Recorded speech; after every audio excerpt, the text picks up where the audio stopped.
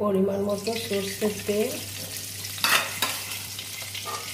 আলু ফুলকপি তরকারি করব। আলু কেটে নিয়েছি। প্রথমে ফুলকপিগুলো ভেজে নেব।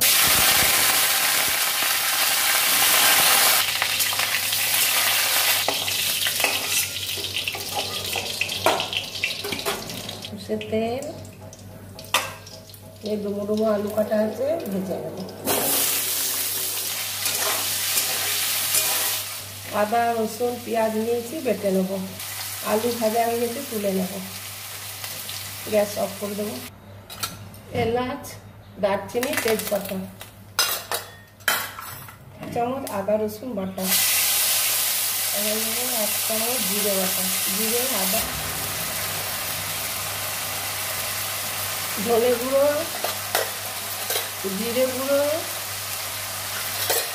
আর লাল লঙ্কা ঝালের গুঁড়া।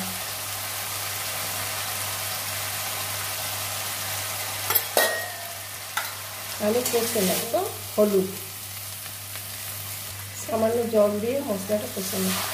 মশলা কষা হয়ে গেছে, আমি আলু ফুলকপিগুলো দিয়ে দেবো। পরিমাণ মতো লবণ দেবো।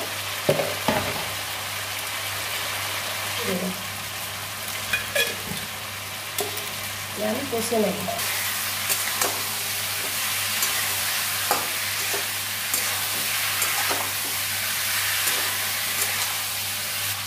পরিমাণ মতো জল দিয়ে দেবো।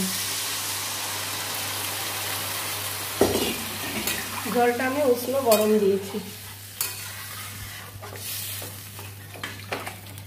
এবার আমি ঢাকা দিয়ে দেব।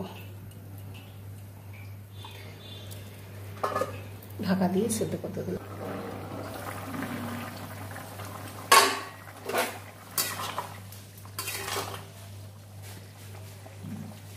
সেদ্ধ হয়নি, একটু হবে।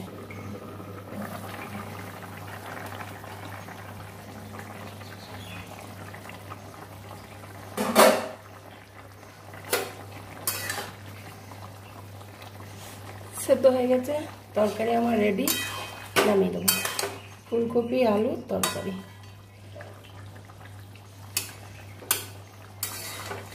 আলু সেদ্ধ হয়ে গেছে।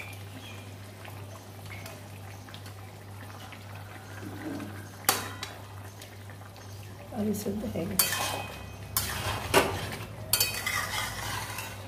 হ্যালো বন্ধুরা, আমার এই ফুলকপি আলু রেসিপি আপনাদের যদি ভালো লাগে রান্না করে খেয়ে বলবেন। যদি ভালো লাগে লাইক শেয়ার সাবস্ক্রাইব করবেন, ঠিক আছে? কমেন্ট করবেন।